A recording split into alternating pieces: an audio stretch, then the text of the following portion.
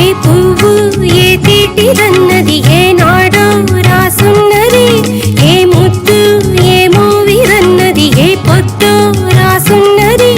బంధాలై పెనవేయు వయసుకు అందాలే దాసోహమనగా, మందారం విరబూయు పెదవుల మధువులనే చవి చూడమనగా, అరువాలే ప్రణయాలే స్వప్నాలే స్వర్గాలే